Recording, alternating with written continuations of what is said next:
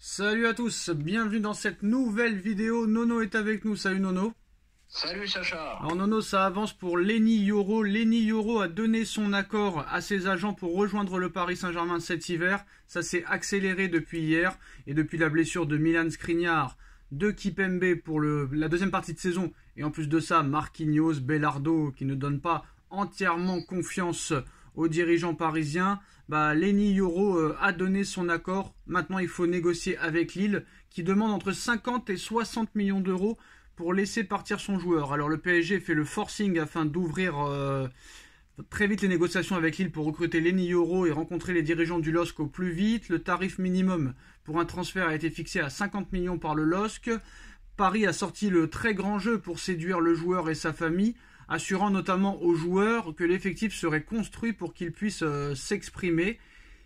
Maintenant, Lille demande 50-60 millions d'euros à Paris, qui veut boucler son arrivée cet hiver, même s'ils font croire au LOSC qu'ils pourraient s'en contenter d'une arrivée cet été. Mais bon, vu l'urgence maintenant dans l'axe, ce serait mieux une arrivée quand même cet hiver. Nono, il vient d'avoir 18 ans, il joue tous les matchs titulaires, que ce soit en Ligue 1, en Coupe ou en Europa League. Il fait partie des révélations de ce début de saison. 18 ans, Nono, il vient de les avoir en plus de ça. Français, j'ai envie de te dire, 50-60 millions, donne-leur. City a acheté toute leur défense entre 70 et 100 millions d'euros par joueur. Donc français, 50 millions d'euros. Quand tu réfléchis bien, Nono, c'est pas si cher que ça. Je suis d'accord avec toi. C'est pas si cher que ça. 18 ans, belle promesse, grosse qualité, qui a impressionné dans cette demi-saison. Donc, il faut y aller. C'est un pari sur le long terme. Et puis voilà, la politique de rajeunissement du PSG continue. Donc, moi, ça me plaît bien.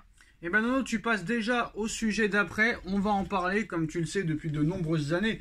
Surtout depuis que le Qatar a racheté le Paris Saint-Germain en 2011. Le Paris Saint-Germain est critiqué, détesté même par les Français, détesté par les Espagnols, les Allemands, les Italiens, les Anglais et compagnie. Que soi-disant, c'est que l'argent et pas autre chose. Que ce soit les Neymar, les Beckham, les Zlatan, les Messi, les Sergio Ramos, qui ont eu des salaires exorbitants, qui n'ont pas toujours joué ou qui n'ont pas toujours donné satisfaction. Et là, cet été, très clairement, le Paris Saint-Germain a décidé de tout changer en dégageant Sergio Ramos, Messi, Neymar, Verratti et beaucoup d'autres. Et là, on est passé complètement sur autre chose, sur une nouvelle stratégie de rajeunissement et surtout français.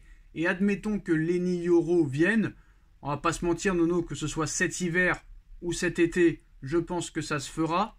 Lenny Yoro sera futur international français si tout se passe bien. Là, Nono, ça commence vraiment à être intéressant. Je vais te parler un petit peu de l'effectif parisien avec leur âge. Et tu vas voir que quand même, ce qu'a fait le PSG en même pas un an, même si le début du renouvellement et du nouveau projet, c'est que le début, donc il faut laisser du temps. Mais là, on a quand même Arnaud Tenas, 22 ans, gardien. Donnarumma, 24 ans, gardien. On a Lucas Hernandez, 27 ans. On a Beraldo, 20 ans. Hakimi, 25 ans. Ugarte, 22 ans. Dembélé, 26 ans. Vitinha, 23 ans. Kanginli, 22 ans. Nuno Mendes, 21 ans. Mukiele, 26 ans. Cherhendour, 19 ans. Xavi Simons, 20 ans. Barcola, 21 ans. Warren Zaïre-Emery, 17 ans. Mayoulou, dont Enrique serait très fan et qui veut faire très vite progresser, 17 ans. Mbappé, 25 ans. Ramos, 22 ans. Là, si Yoro arrive 18 ans, Nono, non seulement on est sur du très très jeune, et là on serait tranquille pour une dizaine d'années, Nono, avec ces joueurs confirmés, et en plus de ça, Nono, complètement français, ça pourrait faire taire des bouches à des anti-parisiens qui nous disaient qu'il n'y avait pas un seul Français dans l'effectif à l'époque. Là, il ne faut pas oublier que le trident et le trio d'attaque à l'heure actuelle, Nono, c'est Barcola, Dembélé, Mbappé, c'est 100% français. Donc je pense que là, on a changé de stratégie, de philosophie, et si vraiment ça marche très bien, ça risque de faire fermer des bouches aux anti-parisiens, Nono.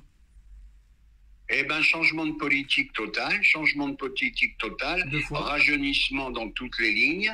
Eh ben voilà, les trentenaires c'est fini, le bling bling c'est fini. Eh ben, allez les jeunes, voilà. Très comme tu as dit, ça peut être sur le long terme, ça peut être très très bon.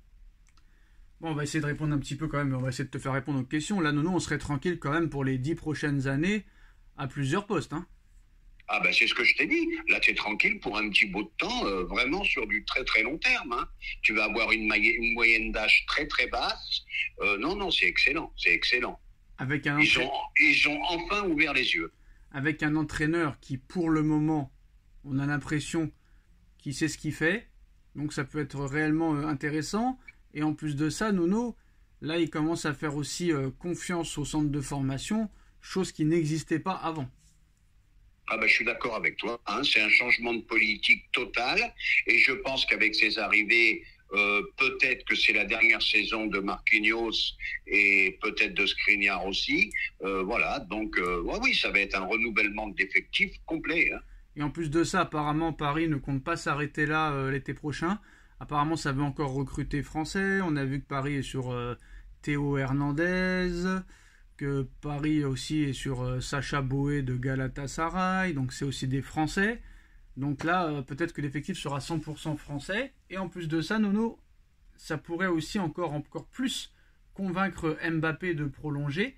Et tu sais, je sais pas si tu as vu l'interview avec Élise Lucet la semaine dernière, mais c'est vrai qu'apparemment, quand tu l'écoutes, il veut vraiment faire les JO. Les JO ne sont pas une compétition FIFA, c'est le club qui décide. Le Real ne la laissera jamais faire les JO.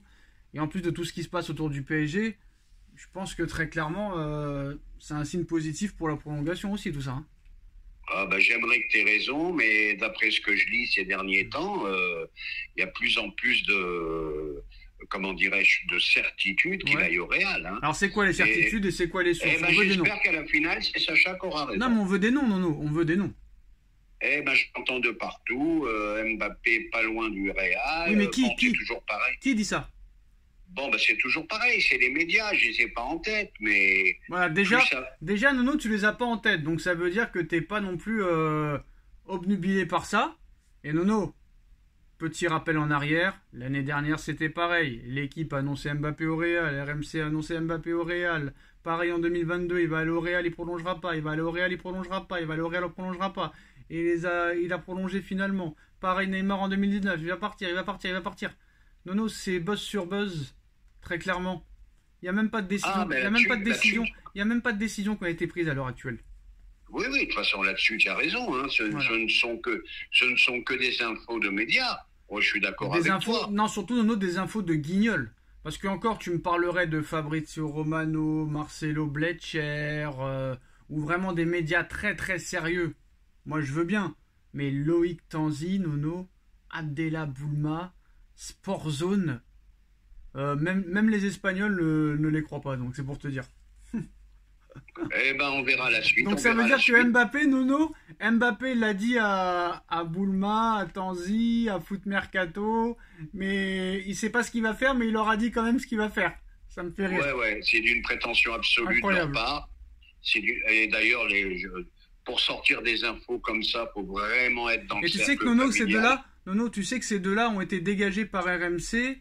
Et ils ont supplié l'équipe de les prendre, hein, parce que l'équipe, ils prennent tous les faux jetons, comme Domenech, comme tous les mecs ratés, tu vois ce que je veux dire. Bon, on va me dire... Ils prennent surtout, moi je dirais pas faux jetons, ils prennent surtout des mauvais. Bon, ils vont me dire en commentaire, Sacha, comment tu peux dire qu'ils sont mauvais alors qu'ils ont 6-0 sur leur chiffre en banque.